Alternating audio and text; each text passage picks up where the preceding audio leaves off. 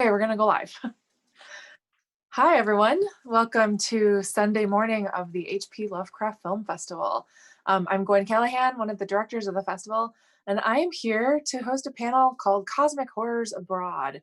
And I'm joined by Daniel Limmer, Guillermo Daniel, Alex Allegre, and Sheridan Sinclair, all of whom have movies in our festival and all of whom live outside the United States. We're going to be taking a look at what Lovecraft and cosmic horror fandom looks like abroad and how that affects the creation of art and film outside the United States. So Daniel Limmer, your film Emma Yes. is a fantastic one that's playing later tonight. There may be spoilers for those of you who are watching and haven't seen any of the movies yet, but we'll try to keep the spoilers sort of minimal, and Okay. Yeah. only talk about the important things that you absolutely need to know about.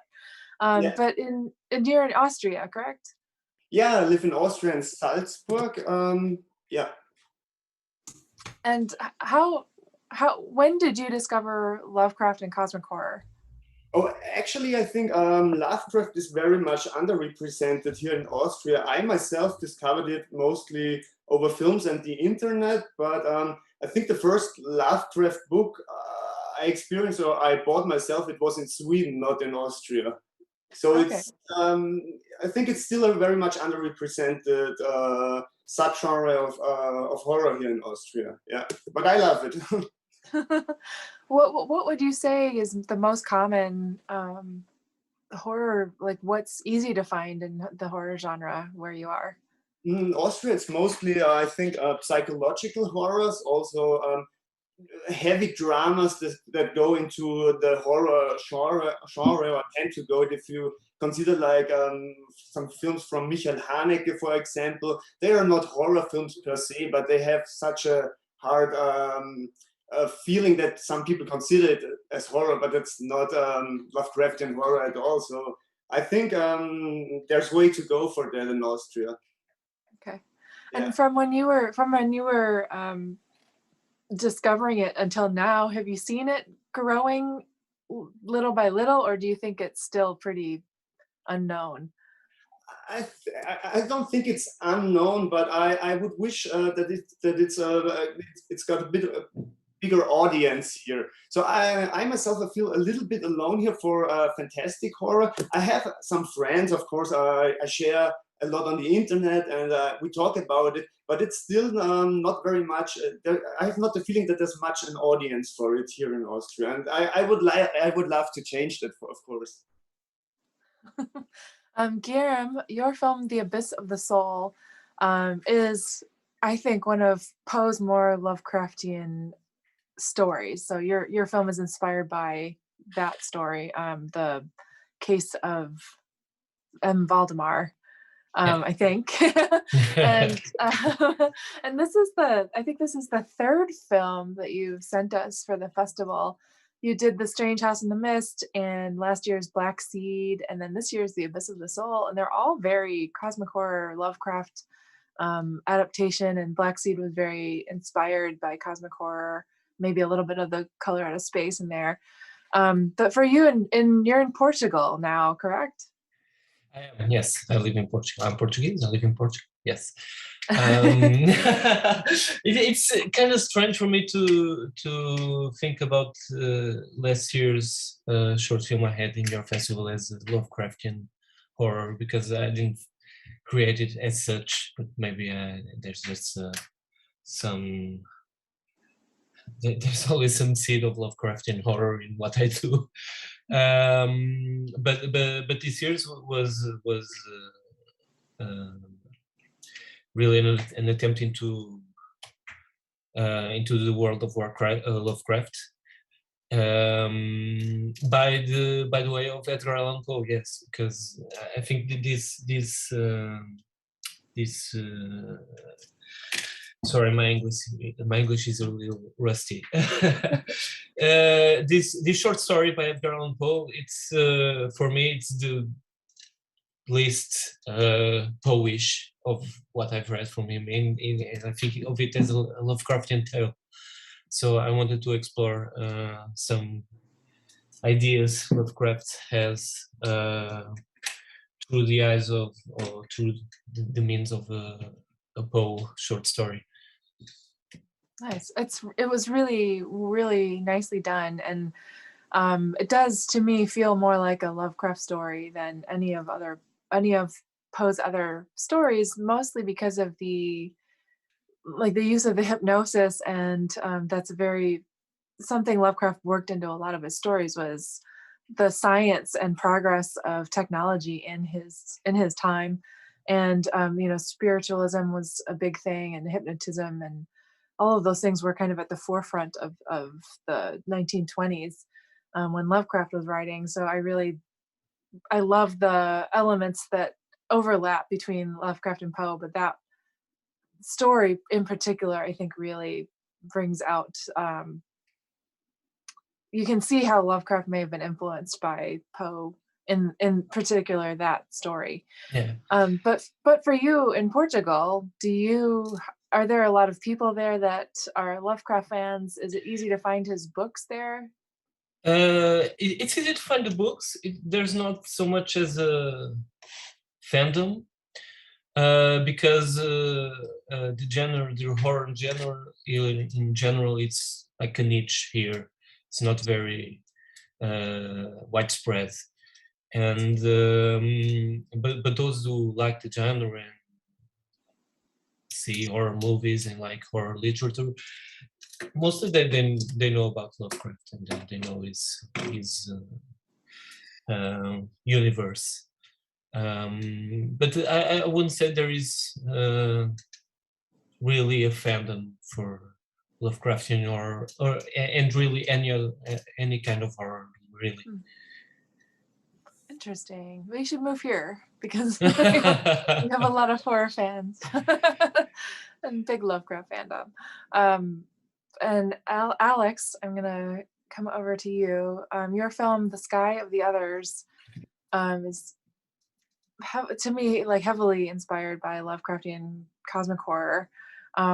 Tell us a little bit about your film, and then tell us about Lovecraft fandom in Mexico. Yeah. Well, the short film I made it because I was, I don't know, try to search or get info about madness, and so what I came to me in that moment was in the beginning of the year, this year, and was with a colleague actor who that we tried to make something bigger, and this was one kind of exploration about it. And it came with that script. I was, I don't know, playing Bloodborne in that time. So all that was the thing that influenced me in this big project that we tried to make. And it was that just try to play with the madness, with different kinds of personalities of the same person, and it was maybe just perfect. Try to make it in this little piece of time.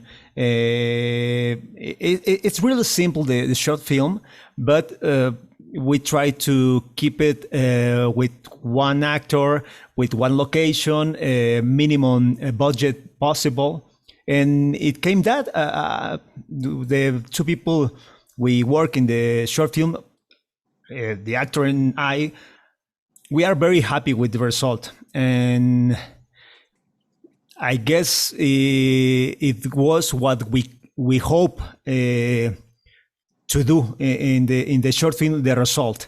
And about Mexico, I guess in Mexico there are many people who know Lovecraft, but not many in the cinema. The only one, well, the only but very big person is Guillermo del Toro. He is one filmmaker who is big fan from Lovecraft, from Edgar Allan Poe, from terror in general.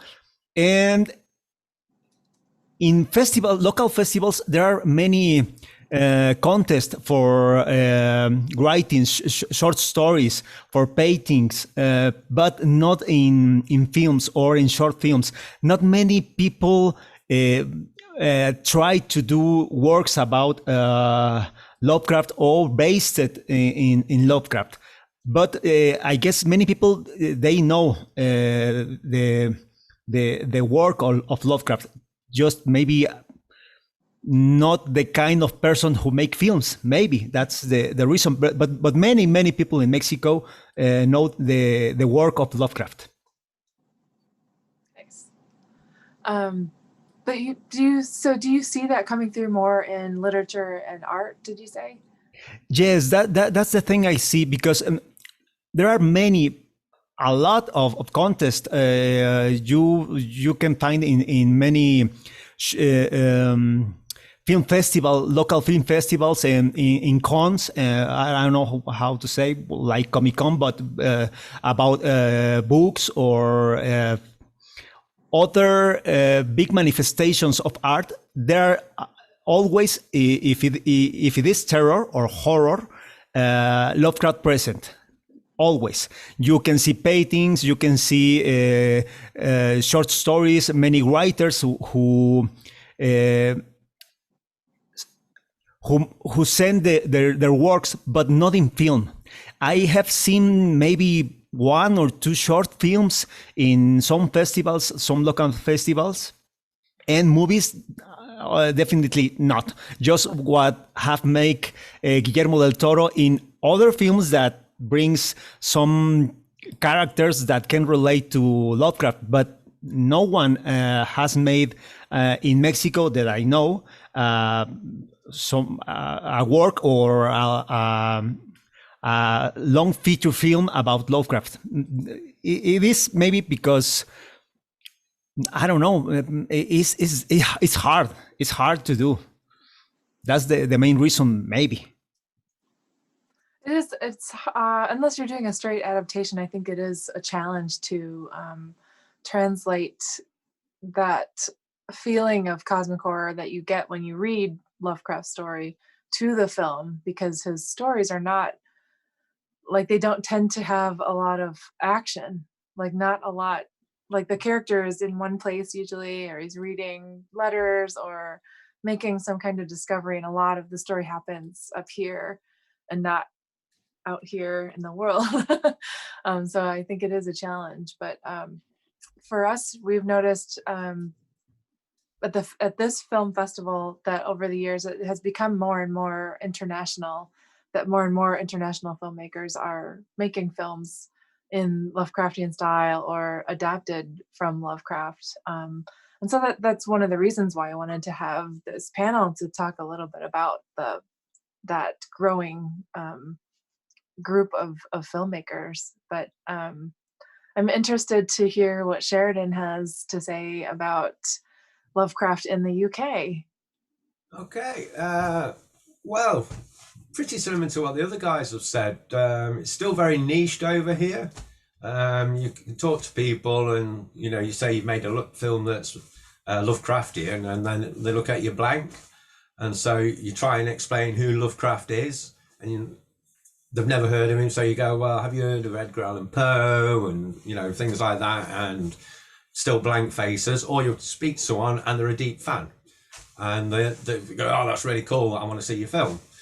And there is a UK Lovecraft festival that goes on in London. I've not been to it, but that's where they do stage performances of it. But due to COVID, it's been postponed indefinitely. And I think I think it was 2019, there was a UK Lovecraft Film Festival. My previous Lovecraft film that I did, a modern day adaptation of The Terrible Old Man, showed at that. But in general over here, it's like they say, niched, which is a shame. Mm-hmm. In your film Inadvertent, which is inspired by Herbert West Reanimator, so you made an adaptation of The Terrible Old Man, and then this one is a little bit funny, a little bit comedic. I think people don't think of Lovecraft as being funny, but he definitely had a sense of humor. with Reanimator being one of, I think, his funny stories. What drew you to that, to adapt it? Well, there's a few things on that. Over here in the UK, our horror, I mean, obviously different people like different kinds of horrors, but in the UK, we tend to like things with a bit of comedy, dark humour. But what inspired me to do this one was because Stuart Gordon, passed away last year, who did Reanimator, which was very, very funny at the same sort of time. He was my introduction to Lovecraft when I was in my teens. Not Reanimator, but From Beyond was my introduction to Lovecraft, and I still love that film, obviously. And I just thought, even in the story of Herbert West and all that, you don't really get how he came and made the serum. And it's my film's kind of a prequel, but a nod to both Stuart Gordon with a bit of the humor of it, but also I went for a voiceover throughout the film, because as you say, with Lovecraft, quite often it's just one person in the head, they're taking the notes, they're writing things down. So I thought it worked well, but trying to get the balance right so that you're not explaining exactly what's going on the screen was the difficult bit. And so I had to keep rewriting the voiceover till I was quite happy with how it worked. So yeah, that was kind of my inspiration to put some humor into it, was Stuart Gordon. Interesting. And I'm interested in each of you, your impression of what it's like in the US. if you've traveled here or if you haven't traveled here. I think one of the things that we are fortunate to have is our founder back in 1995, 1996 was really interested in Lovecraft and was disappointed that there weren't more Hollywood and just more adaptations of Lovecraft films and more things that were crediting Lovecraft for their stories. And so he, happened to find a couple of filmmakers from Columbia University in Chicago, and that had a couple of student films, and then reached out to Stuart Gordon and Brian Usna to let him show, I think Reanimator the first year, maybe it was Necronomicon, Brian Usna's collection, Necronomicon, and put it together with those other two short films and had the very first festival out of it. And then over the past 26 years has grown in size and grown in the number of filmmakers making Lovecraft. And maybe that's because I wonder if it's because there's a place for it that has helped it to grow, kind of like the fishbowl has become bigger, so the fish becomes bigger, maybe. But I'm interested to hear from each of you, what you're feeling, what your impression of is, how is Lovecraft fandom here perceived in your country? When I saw this festival with the cool decoration and also the cinema facade, I would have loved to go there, because this is something I can really connect to. So I think there's, from my perspective, there's so much more Lovecraftian fan vibe when I see this festival and all the pictures, and I would love to meet all the people and all of you in person there. And I think if it would be possible, I would just book the plane and go there just to hang out, watch all the movies in the cinema and have a good time and have talks about it. I really miss that. So yeah, from my perspective, this would be I would really connect to those kind of people and would love to experience it in person someday. Yeah. Who would like to go next? How about you, Guillermo? Okay. I've never been to the States, but I have the impression that in the United States you have fandom that is really dedicated to what they're fans of, in this case, Lovecraftian horror. I came across one when I was preparing The Strange House in the Mist, which came on this festival 3 or 4 years ago. There was this episode that I was looking online for some books for decoration with some cool covers, just to be on the background, and we came across this guy from the United States. His name is Stephen Metze, and he is a hardcore Lovecraft fan, and he does LARP, which is live action reenactments or with Lovecraftian themes. And he made and sold some books like this one that are inspired by Necronomicon, and he also created an alphabet inspired by Lovecraftian, what Lovecraft describes in his short stories. And this is a beautiful piece of artwork. And we just said to him, "Oh, we wrote him an email. Oh, can you have one of those ready to ship? Can you send us? Can you sell us one?" And you replied right away, "I have one here. I will overnight it to you in 2 hours, and you don't even have to pay. You just have to show me your short film in the end." And I thought it was one of the most amazing things that ever happened to me while preparing the movie, and finding someone with this passion for for what we were doing, and that really wanted to help create this kind of fiction. So the way I see fandom in the United States is very much permeated from what I knew of this guy, this amazing, generous guy, and very talented, and from what I see of the HP Lovecraft Film Festival, which seems to be a very special event. And Daniel, I watched the props in your movie because I watched it yesterday.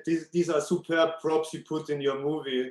I really liked it when the actress had a look through the books, and also it was so well crafted and designed. I really enjoyed it. No, thank you. In this last movie, this was one of our colleagues that designed the books, but it was inspired by the work of this Stephen, and also pictures of this book also appear in this movie. Nice. How about you, Alex? As I say before, no, in Mexico there are many people, but I guess there are a lot more in the US, but a lot more in the cinema industry. In Mexico, I guess there are many people who read and who write things about Lovecraft.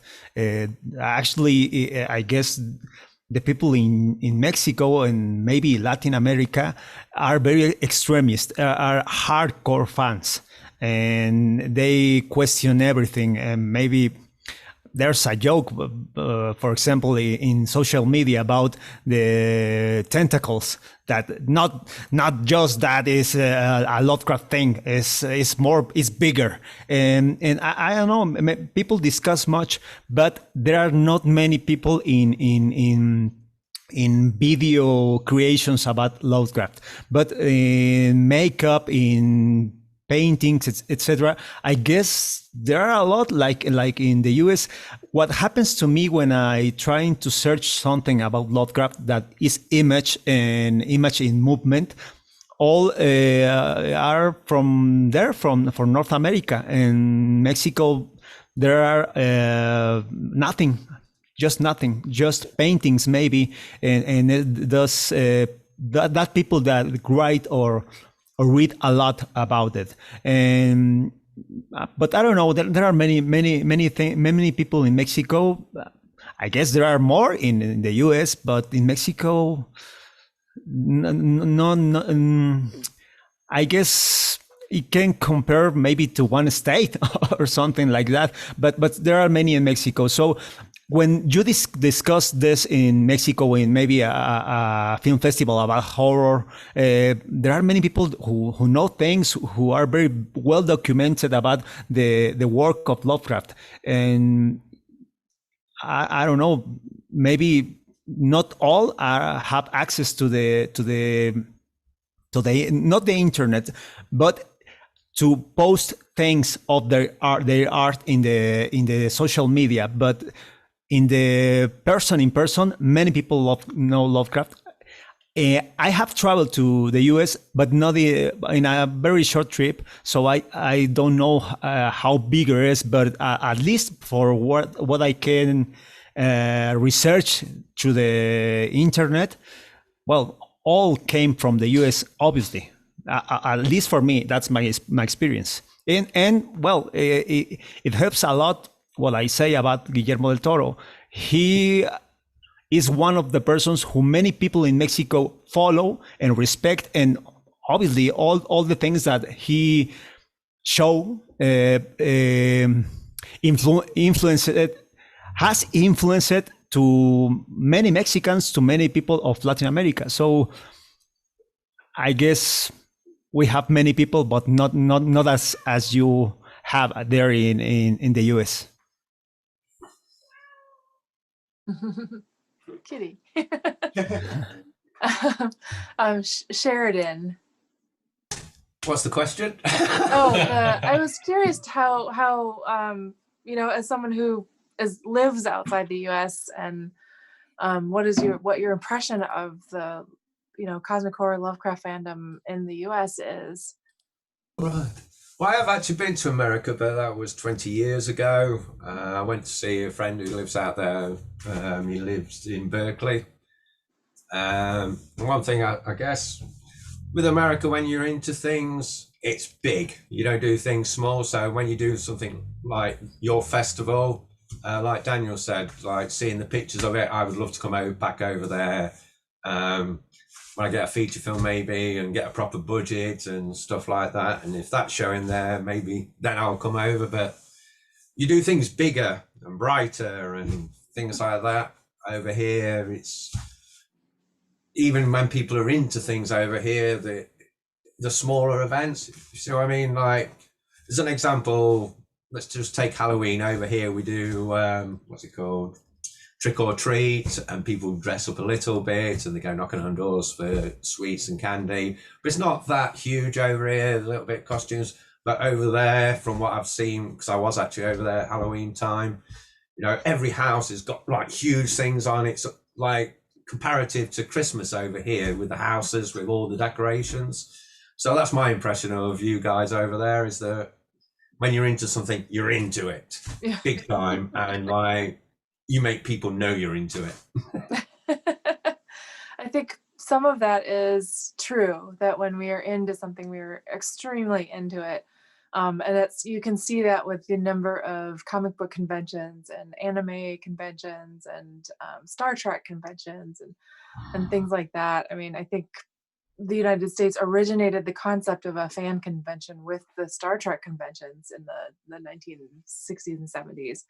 And then it just kind of grew from there. But I think a lot of it is there's so many people here, in order to catch anyone's interest or catch anyone's attention, you have to make it big and bright and bold and make it sound like the best thing ever. Because there are so many distractions, and especially now with, you know, social media and streaming services and so many movies coming out all the time. Well, not as much right now, but previous to COVID, it seemed like there was, you know, 5 movies being released every week, and it was just hard to focus on anything. So in order to let people know that you're here, you have to be the biggest and brightest and loudest in the room. So it's interesting to hear, because we have the impression, kind of like you, where we have been in Portland for 26 years, but I still meet people all the time when I'm out promoting, like putting up flyers or posters for the festival, that I've never heard of Lovecraft and didn't know that there was a film festival in the town that they've lived in all their lives. And so it's a struggle to, I think, sometimes to how do you break through to that larger mainstream audience? And I'm wondering, have you guys had access to seeing Lovecraft Country in your country? No. No. It's Lovecraft Country is a book that was written by Matt Ruff, and then Jordan Peele and Misha Green adapted it into a miniseries on HBO Max or HBO. Okay. And so I know that people here have talked a lot about it, and I didn't know how widespread that it had gotten if you had access to watching it abroad. Yeah, we have it in the HBO streaming service in Portugal. I don't know many people who have seen it. I don't know if I know anyone who has seen it beside me. And even me, I didn't see it all through to the end, really. So, but yes, we have it here. Okay. I'm aware of it, but I don't know if it's actually over here. That's all I can say. Interesting. Yeah. So how about the art and writing? Do you find, like Alex in Mexico, that sees a lot of art and literature?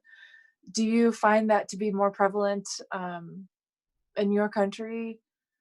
Seeing more instances of Lovecraft popping up in art and literature as opposed to movies and cinema? Or is it kind of across the board? I don't see a lot. I'm sorry. I wish I could say something, but I don't see it a lot, unfortunately. No. No, same. You've got to go looking for it, I think. Sure. So in your own work, I'm assuming that all of you have made other movies beside the one that's in this festival. Do you find that the Lovecraft influence and the cosmic horror influence creeps into your other projects, or do you feel like this was the one thing that you made that has that influence in it? I will start. Yeah, I definitely made other movies as well, also straightforward dramas, but I always come back to Lovecraftian movies. And this year, with a very small crew, we shot a Lovecraftian feature film, a very no budget feature film, but nevertheless, this is the thing that most excites me. And I myself, when I was trying to find myself, I was trying out so many different things, and also trying to where do I fit in. And I've always come back to fantastic art, fantastic horror, and I think I just accepted myself as being a horror guy, and I'm doing this because I love it. I love it to do it with my friends. It excites me. I love it to put it on a movie. Yeah. So definitely, yeah. I have to agree with Daniel. I feel the same way in regards to being an horror person. It's just it became part of how I express myself through movies, thinking and writing in this fantastic genre.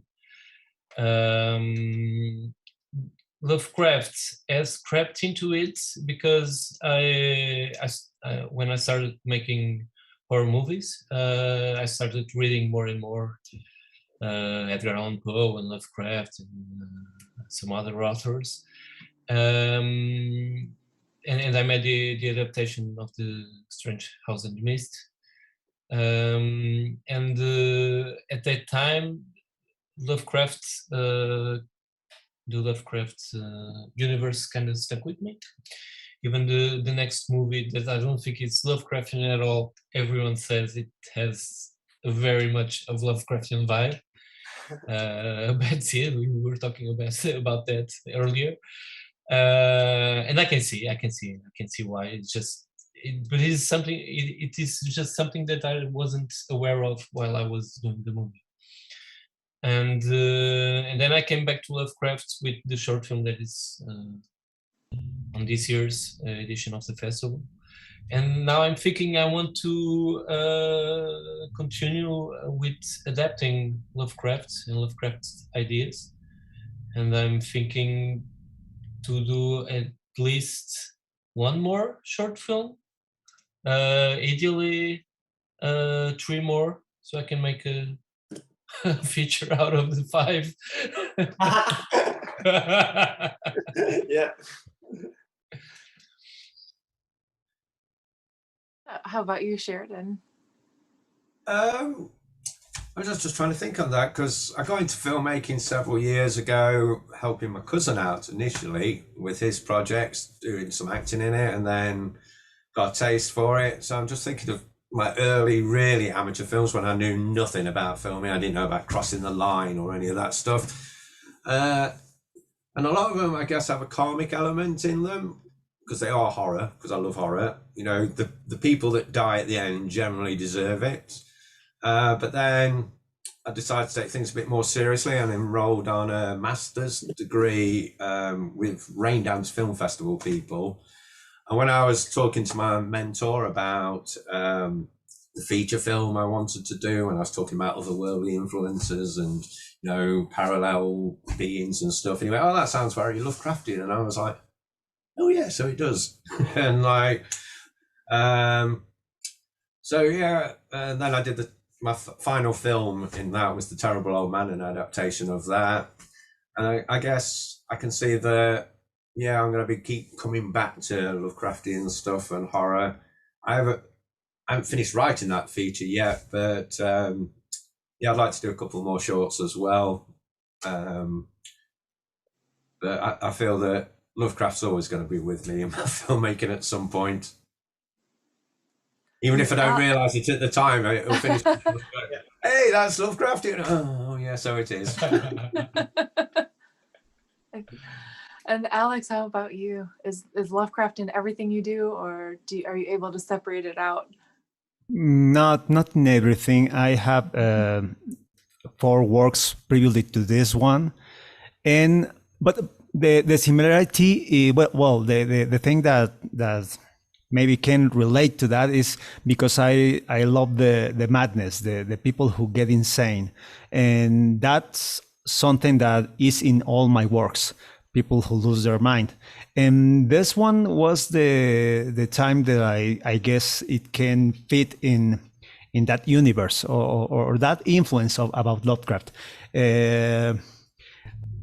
I met Lovecraft without knowing that was Lovecraft in cinema, and watching The Shining or The Mist or Alien, etc. And little by little, I have been pulled into the work of Lovecraft.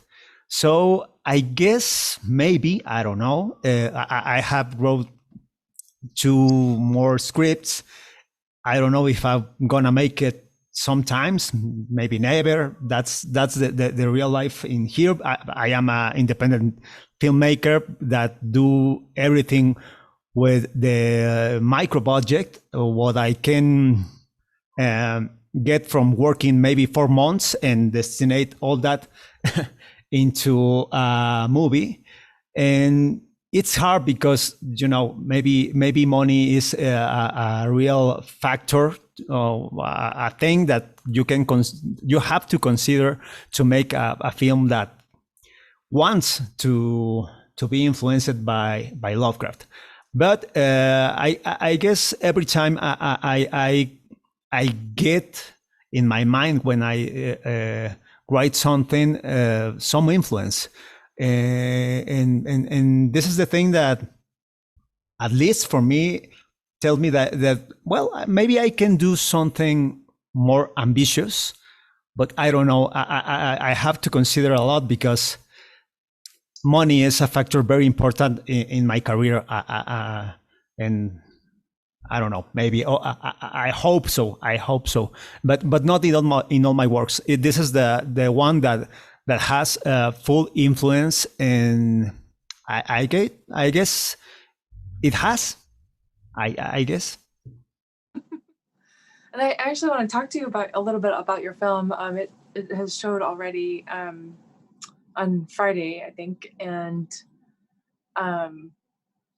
it's really an interesting look at what can be done with very little resource.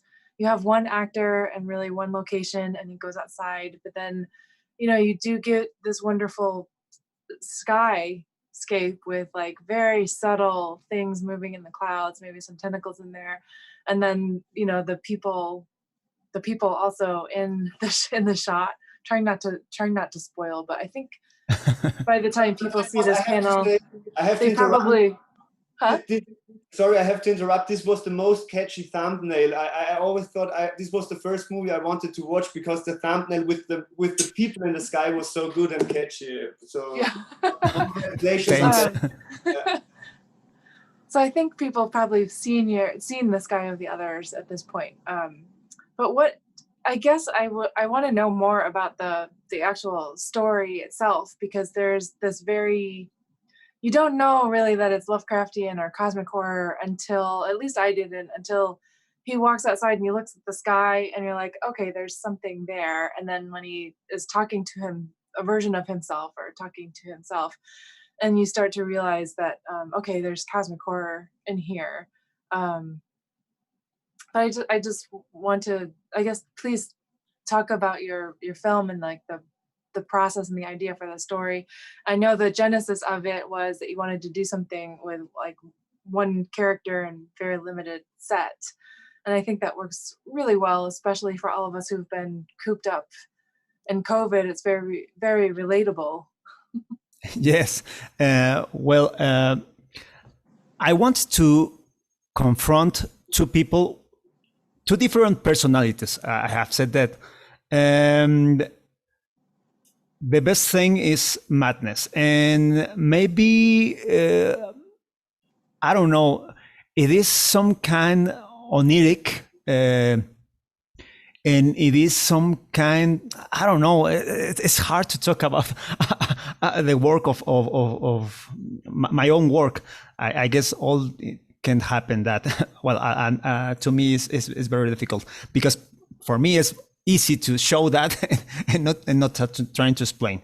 But yes, all that was because I have one project that is more ambitious, that has something bigger in that way, and we try to do this little thing with even with how can I say, sorry, but I am limited with English, but I try to explain. In the end, that this thing that transforms the character, that he transforms himself and he can know about himself better.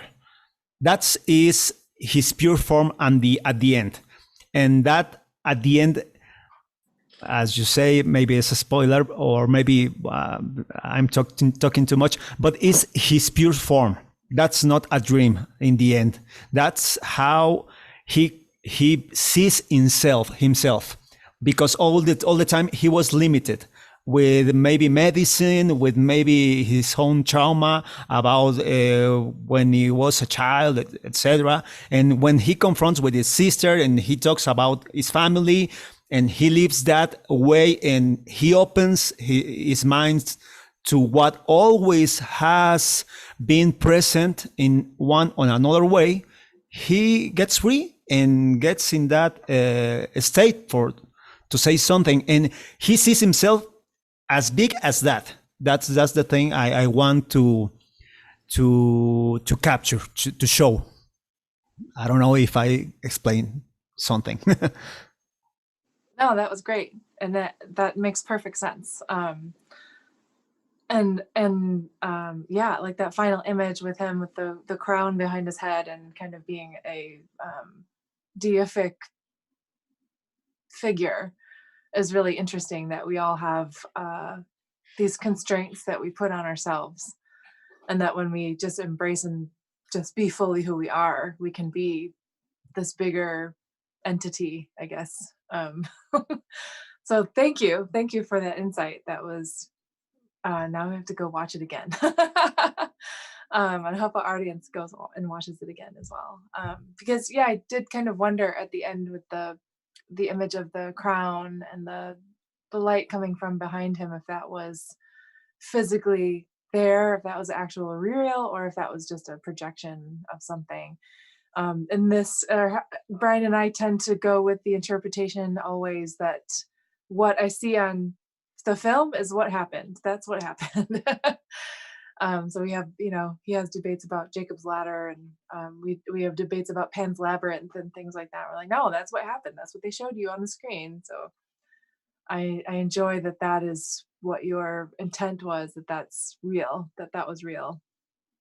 Yes, that's the intention, and but it is fun and it is good, I guess, for a filmmaker, for a creator, that people has his own interpretation, and I don't know, I like to talk of that kind of things when people maybe see one way and the other to the other way. That's always interesting, but tells us more of the people who saw it than the creator, and but that still be very fun.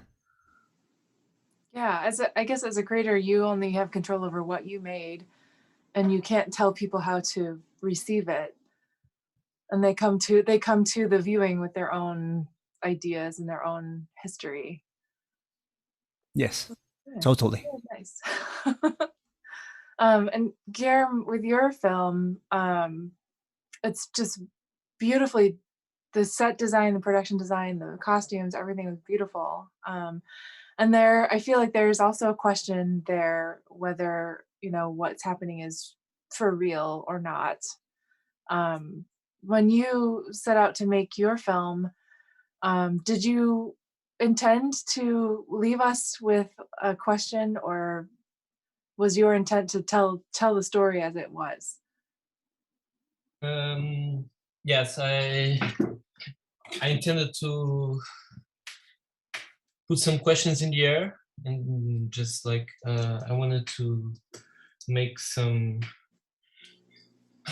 pick up some things that I really like, and some ideas that have been coming through me through what I've been reading mostly.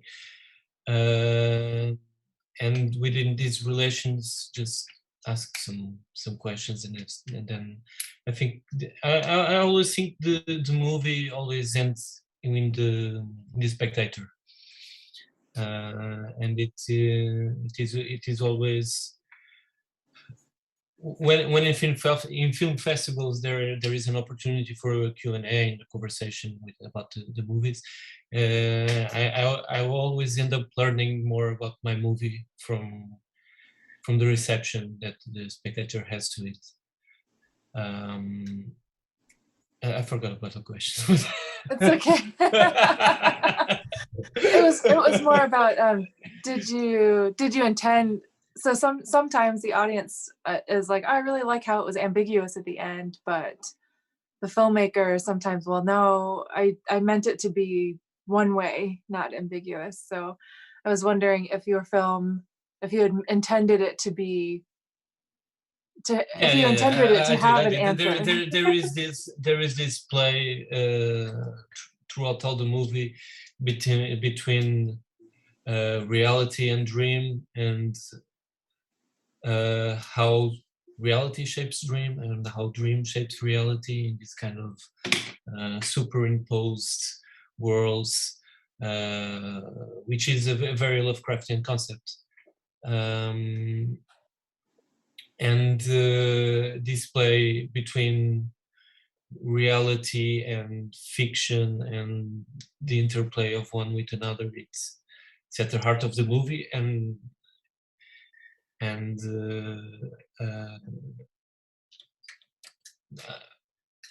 it is like in the word, naturally it shapes the whole movie as not a closed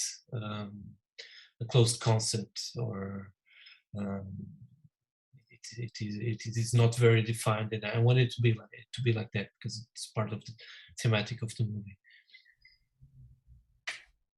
Did you so one of the things we're always envious of watching films that are made in other countries is the fantastic sets that you're able to, the fantastic locations that you're able to film in. And this question is kind of for all of you, but like the Abyss of the Soul in particular just has a beautiful location. Is it pretty easy to find places like that to film, or do you have to really search for that look? It's quite hard, really. In this movie, I just well, the main set is the house and mainly the bedroom that is it's not that hard to find, but it's kind of hard to get permits because there are these old houses that maintain the original decorations. There's not so easy to find these places, but they exist. But I'm thinking you're talking more about the exteriors, I think, of the movie. Exteriors and interiors. There's Okay. yeah, because we don't. I mean, we have antiques here in the U.S., but they're not. Yeah. You know, they're still only 300 years old or 200. Yeah. Well, that's the main difference. We have access to more history, I think, in our settings. And yeah, but still there is some, because the world has changed and there is much for making a period piece. We always have to be running away from what's contemporary, running away from cars or antennas or cell phones. But it is possible, yes. Excellent. Daniel, and your film is very modern, but then has an element that comes in at the end that is very rooted in folk horror, I think. Yeah. Can you tell us a little bit about how you constructed your story and the things that you see as being very Lovecraftian and cosmic horror in it?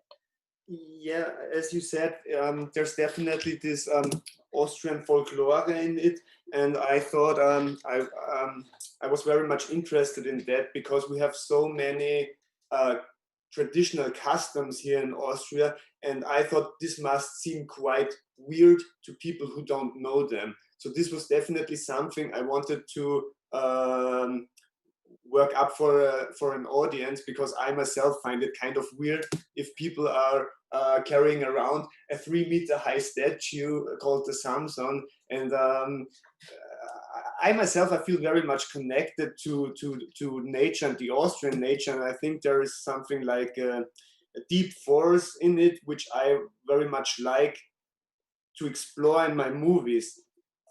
In Emma, this was the case, and in the latest movie I'm working on, it's also the case. If I go out, I'm in the nature and in the mountains in a 5-minute walk, and it just shaped me over the years I lived here in Austria. So this is very much something. The nature, the cosmic mythology of the nature is something I always put in my movies, or which I like to experience in my movies. Yeah.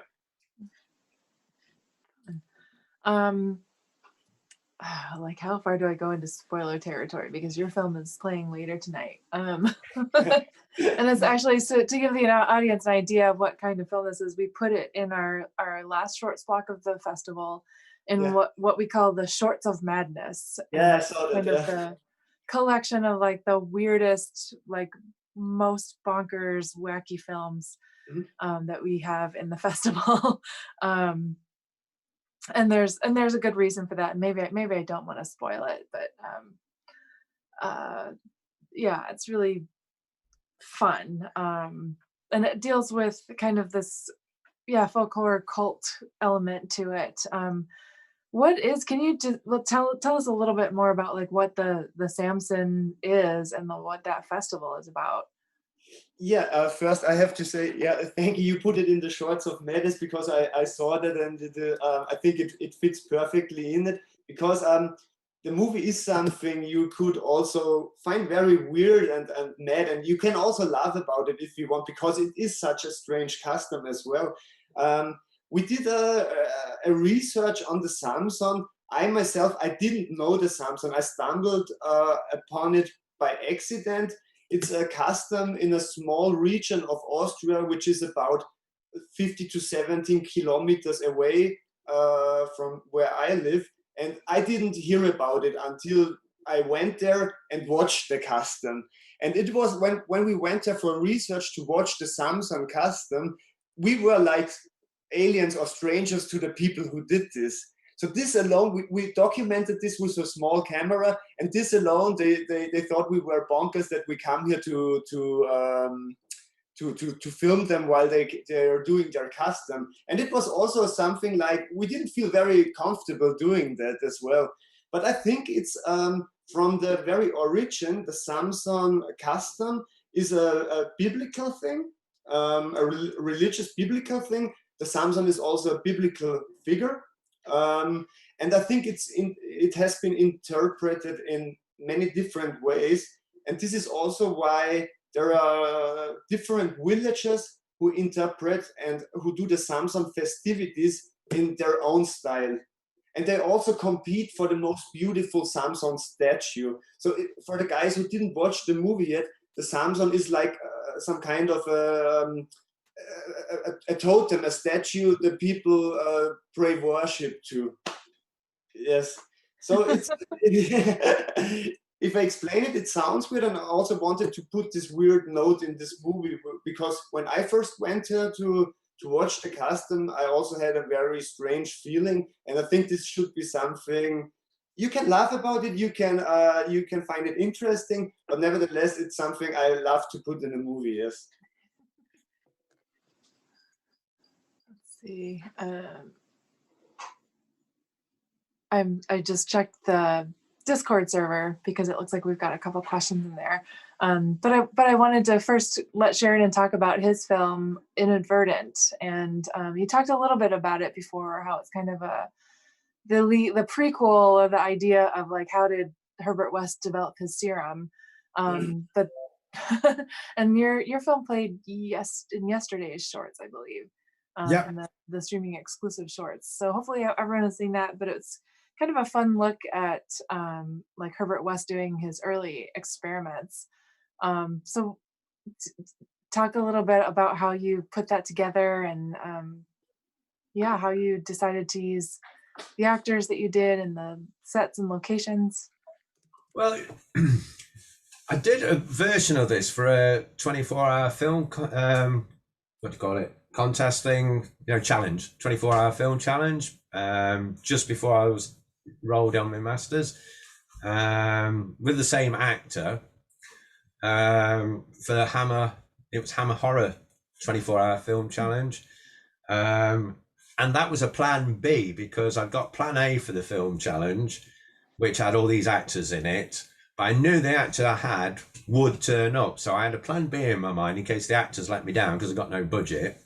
And surprise, surprise, they let me down. So I shot that, and it was too long, way too long. So when we went into lockdown last year, I was just looking at my films that I'd done, because, not being able to get out and film, and was going to re-edit it and shorten it down.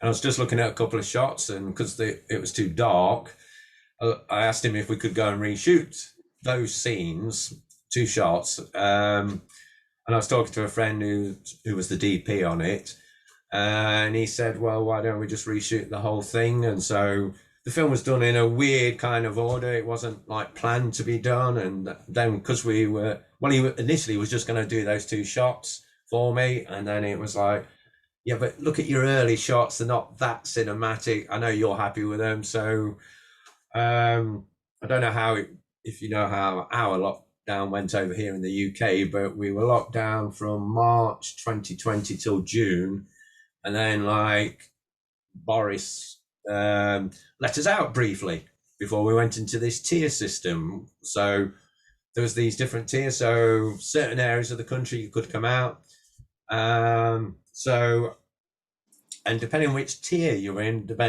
meant what contact you could have. So I was like, need to minimize the amount of cast, crew, and things like that to make any more films. So because we were using a VO, we didn't need a sound recordist. Just needed my actor, someone to film it. I do acting myself as well, so I'm in it just playing the opposite character to him, who's dragged along in the body bag at the beginning. And managed to talk the DP into a role in it.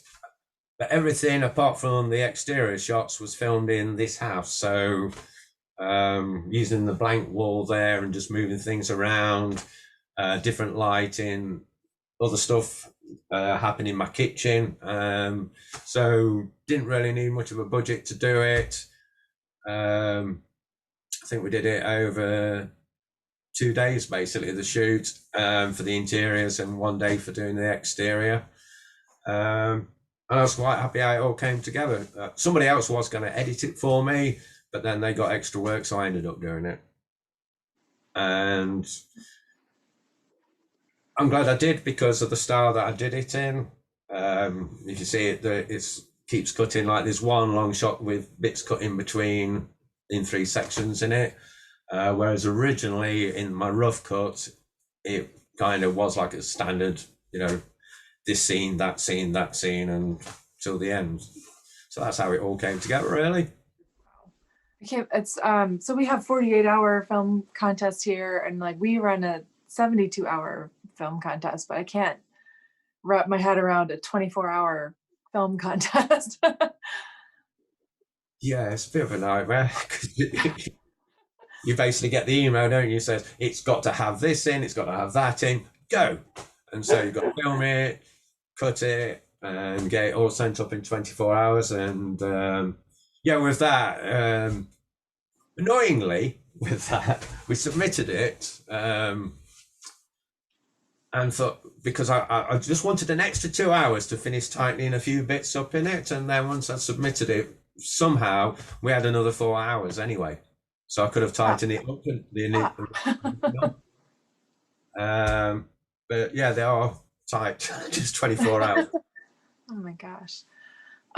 So I just checked the Discord server. There's a question in here for Alex's film.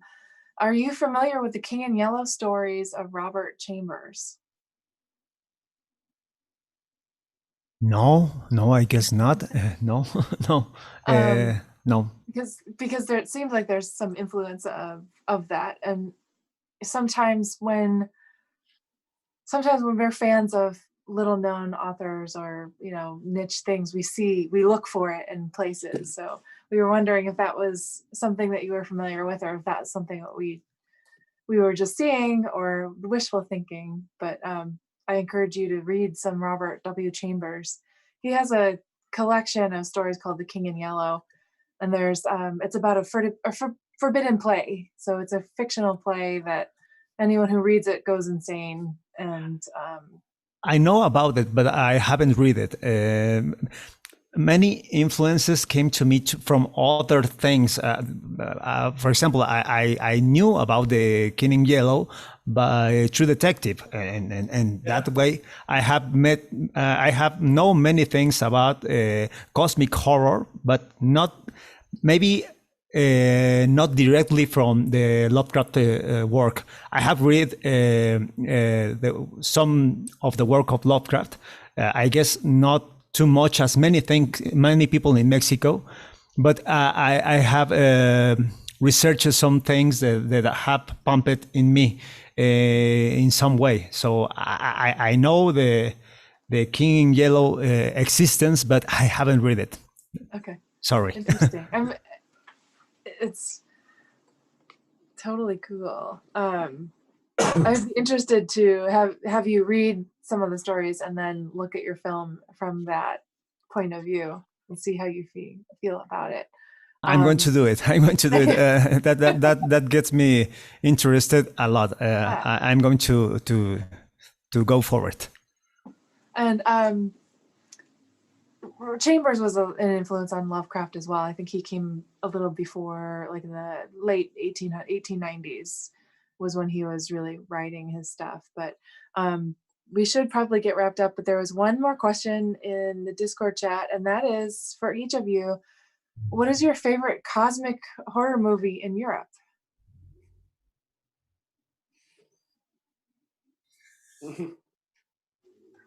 And that's, I mean, there's a lot of cosmic horror movies that are American, but I guess if you can't think of one that was, you know, that's a European cosmic horror movie, what's your favorite cosmic horror movie of wherever? Wherever, it's not that hard than in Europe, because in Europe I don't know, many cosmic horror movies. Maybe I was first thinking of something like Suspiria or something, but it's I mean, Dario Argento, Suspiria, I really liked it. But if I really think of my favorite cosmic horror movies, I think of American movies. Like for me, The Thing is one of my favorite cosmic horror movies for sure.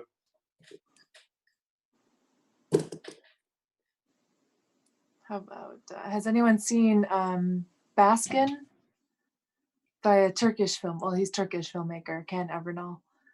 No, I And haven't seen it. He also did Housewife, which is very, very Lovecraftian cosmic horror. Well, as for an European movie, I would say, I don't know if this qualifies, but The Labyrinth of the Faun. I think it's a very Lovecraftian movie. Definitely. As for my favorite of all, should be the Lighthouse. Interesting. We're fans. I guess Robert Eggers had a film in this festival back in like 2004 or 2005. Like very early, had a short film in our festival.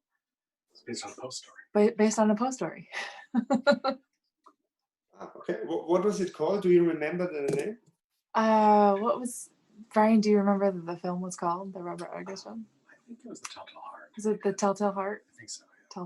Telltale Heart. And I looked for it. I don't know if it's anywhere available. So be interested to know. Alex or Sheridan, do you guys have a favorite cosmic horror movie?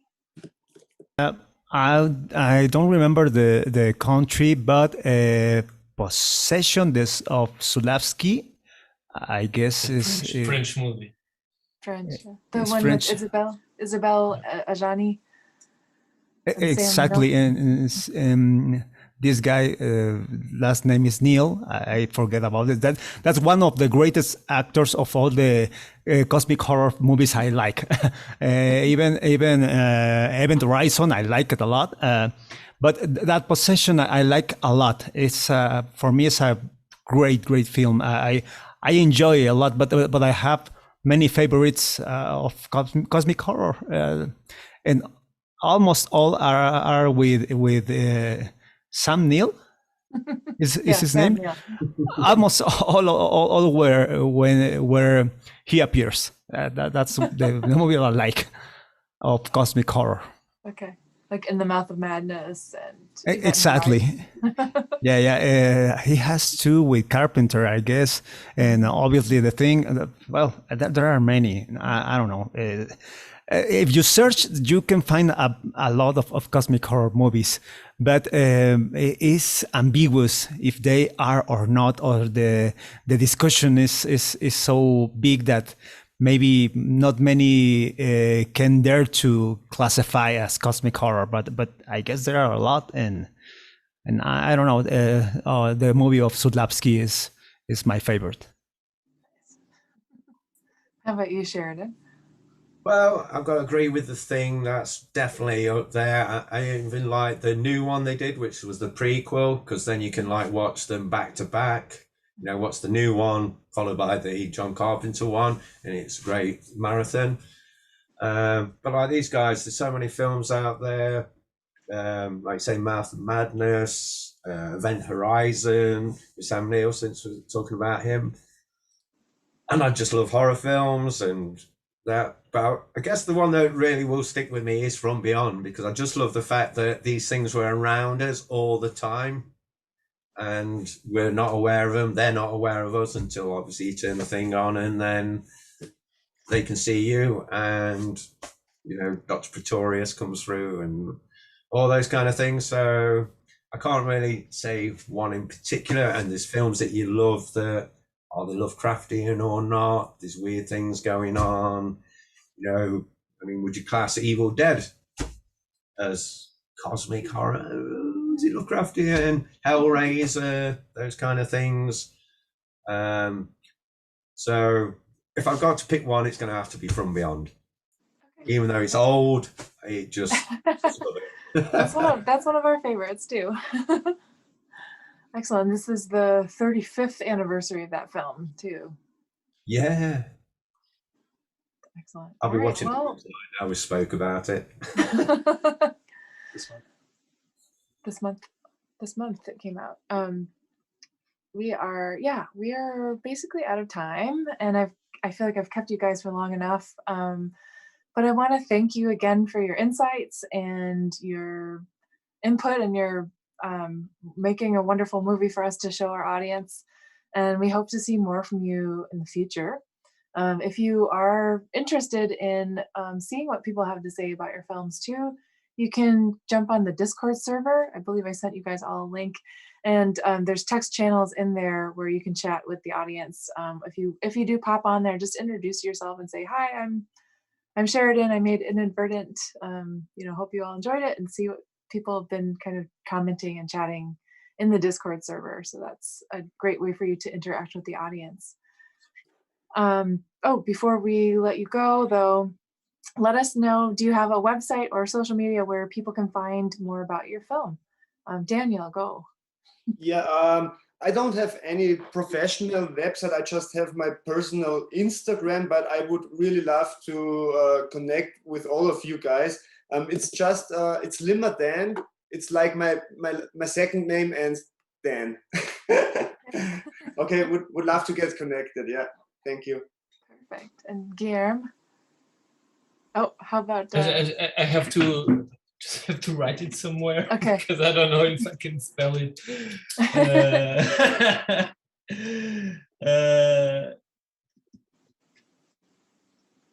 Okay. Well, while he's writing, how about Alex? Do you have a website and social media for people to find out more about The Sky with the Others and your other work? Yes, I have a page of Facebook. In Mexico is very popular Facebook. I don't know in other countries. And it says, no, you can see. Well, it's Dinamogeno Films is where I post everything about what we make about films. And social media, Twitter, Instagram is like my name, Alex G. Alegre. That's the way people can connect with me.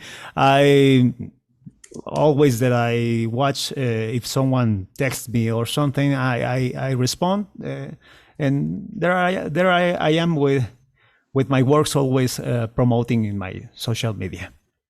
Perfect. Okay, Guillermo. For horror movies, is it backwards? Do you see it No, backwards? it'll show up forward. Okay, yeah. So it's suspicio.films is where I post most of what I do, and my personal one is g.daniel9. But these are my handles on Instagram. Okay. And Sheridan, how about you? Where do we find you? Hiding under a rock usually, because I go through phases with social media. I can do it. I'll be all in it for a while, then I have to have a break because there's just too much of the politics and nonsense going on and things like that in the fake news. So I guess at the moment, if you want to see my Lovecraftian stuff, the page would be Inadvertent and H.P. Lovecraft's The Terrible Old Man. But my most up-to-date thing is a feature film I've been working on for 8 years. It's not Lovecraftian, but it will definitely be weird and have some horror elements in it. And that page on Facebook and Instagram is Remain Humane. Excellent. And you guys, if you wanted to connect with me, it's just Sheridan Sinclair on Facebook. All right. Well, thank you so much for being here with us and talking about your films and talking about cosmic horror abroad. It seems like it's kind of the same everywhere. We like what we like, and oftentimes we run into people that also like it, but it's not mainstream yet anywhere, unfortunately. But it's special to us that there are people out there across the world that are making films in the cosmic horror genre and send them to us so that we can see them and share them with our fans as well. And hopefully now they are your fans too. So with that, I will bid you all goodbye. And to our audience, we hope you are enjoying watching the movies, and we will see you in the next shorts block. Thank you so much. Bye-bye. Yeah. Bye.